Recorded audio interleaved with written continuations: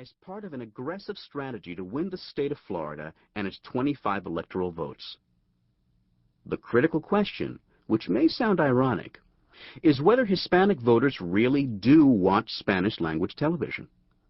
All signs point to yes, and the numbers are growing. The New York Times, using a study conducted by the Pew Hispanic Center, calculated that about half of Latino voters said they got their news on television in English, 27% said they watched English and Spanish news, and 19% tune into Spanish newscasts most of the time. Which is to say, 46 out of every 100 Latinos get at least some of their news in Spanish.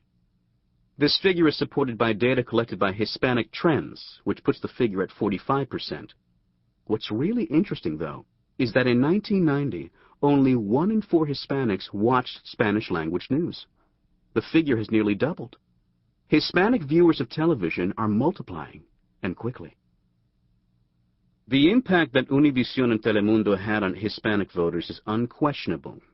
Adam Siegel from Johns Hopkins University cites Leonard Rodriguez, a former Bush campaign staff member and consultant, who says, "The leader, Univision, draws more than 4 million U.S. viewers to at least one of its national news shows, and its credibility was recently proven with an Emmy for reporting." Telemundo is also undergoing phenomenal growth. Pablo Izquierdo, a Hispanic advertising consultant to the Gore campaign, confirms this. He says they are crucial. Nielsen has rated the Miami Univision station several times, being even more watched during prime time than general market stations. Both networks' influence is expanding. NBC paid over $2 billion to acquire Telemundo, and Univision, which owns or is affiliated with some 50 Spanish-language television stations, has acquired the Hispanic Broadcasting Corporation, which encompasses 63 radio stations across the country. The U.S. Department of Justice approved the $3.5 billion transaction in February 2003, thus paving the way for a behemoth that will dominate Spanish-language television, radio, music publishing, and the Internet. Hispanics are particularly concerned with their children's educations and with the threats their families face, including drugs, violence, gangs, and divorce in North American society. It should come as no surprise, then, that both campaigns focused their messages on such themes as how to protect families from high medical bills, school quality, dropout rates, and the problems posed by crime. But differences in presentation were apparent even in the titles the ads used. The Republican commercials were highly personal. Same as mine. How about you? The American dream for everyone. While the Democrats were more direct. Your vote, issues, and faces of North America. George W. Bush had an advantage over Gore, and he wasn't afraid to use it. His family, his wife, Laura, his brother, Jeb, governor of Florida, Jeb's wife, Columba, who is Mexican, his half-Mexican nephew, Jeb's son, George P. Bush, and his parents, George H. W. Bush and Barbara Bush, participated widely in commercials and interviews throughout Spanish-language media. Gore's family was less influential in this regard. Just his wife Tipper and his daughter Corena, the only one who really spoke Spanish, appeared with any frequency in commercials, news broadcasts, and interviews on Spanish-language television. In the end, not only were viewers presented with a much larger family in the Bushes, but when it came to communicating with voters in Spanish, George P. Bush had a much greater impact than Corena Gore. George P. Bush, the half-Mexican son of Jeb and Columba Bush, was a sensation. He appeared on the cover of People. More interviews were requested with him than with his father, the governor. And I even heard some enthusiastic Republicans remarking that P. could become the first Hispanic U.S. president. I had the opportunity to speak with him during the 2000 Republican convention in Philadelphia, and it seemed to me that his political interests still had yet to be defined, but his impact on the campaign was considerable. George P. Bush was a more powerful weapon than Corena Gore, at least in Spanish. Bush's 2000 campaign was much more centralized than that of Vice President Al Gore. His advisor, Karl Rove, took the same strategy that Bush used to garner the Texas Hispanic vote and applied it on a national level.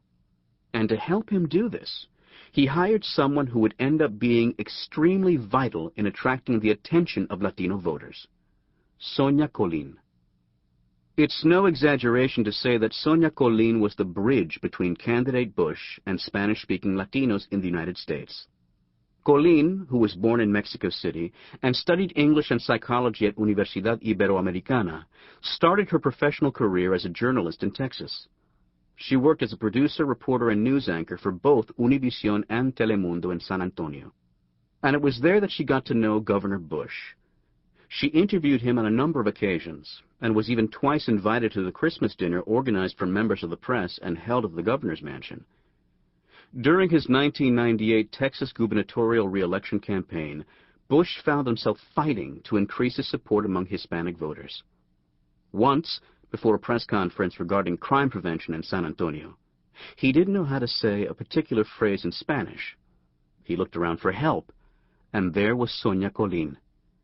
Bush asked her how to translate what he wanted to say, and Colin wrote it down on a slip of paper. Bush would never forget this gesture. After his re-election, Bush got together with Colin for an interview. She asked him, "What would you do for Hispanics if you ran for president?" Bush responded with a question of his own. "What would you do?" At the interview's conclusion, Bush asked Colin if she would join with Karen Hughes and Mindy Tucker, his other advisors, and in September 1999, Colin was named spokeswoman and coordinator of the Hispanic leg of George W. Bush's presidential campaign. This was the first time in history that such a position had been created for a Republican campaigning on the national level. Colin brought things to the table that nobody else in Bush's inner campaign circle could. She had a profound understanding of Spanish-language media in the United States, and the sensitivity to know how to relate to the Hispanics they spoke to. Colin either knew or knew of the main players in TV news, both on the national level and in the smallest towns of Texas, California, Florida, New York, and Illinois. Nobody had ever paid attention to these anchors and journalists. No one, that is, until Colin began to target them. Colin told me during an interview, "When I started, I honestly didn't have a Spanish strategy for Bush's campaign. There was a great need to send information out through Spanish-language media. Everything that came out in English, everything, I wanted to have in Spanish as well. I wanted people to understand what I saw." And what she saw was a man who would sit down on the sidewalk and eat tacos, who would invite you over to his home as if he were a lifelong friend, and who made an effort to speak Spanish. The simple, familiar, and accessible image of Bush was the one they put out across the Spanish media during the campaign, and it contrasted sharply with Al Gore, who from his position as vice president seemed cold and distant. I remember full well how everything that Bush did during his campaign reached us shortly thereafter, translated into Spanish, and all but ready for the air. For media with few resources and representing smaller markets, the constant bombardment of information in Spanish from the Bush campaign represented a unique opportunity to not be left behind. The only problem lay in getting comparable materials from the Gore camp, in order to give our reports a bit of journalistic balance. But all too often, information from the Gore campaign was either unavailable, untranslated, or simply slower in being delivered to us. Colin worked with a staff of up to 8 volunteers and 2 full-time translators. She had neither an assistant nor a secretary, and her office space was a tiny cubicle. But she could count on the support of over 125 members of the Bush campaign, and most importantly, she had daily contact with Bush's political advisor, Karl Rove, and his communications director, Karen Hughes. It was always made clear that Rove and Hughes were responsible for drawing up the strategy for targeting the Latino voting community, while her job was to implement that strategy.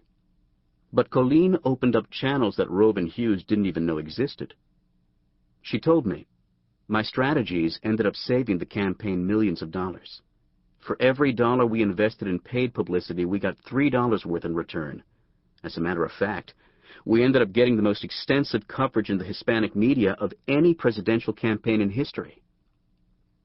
Yet Colin soon realized that this wouldn't be enough for Bush, and that the campaign would need to recruit Latinos who spoke Spanish and agreed with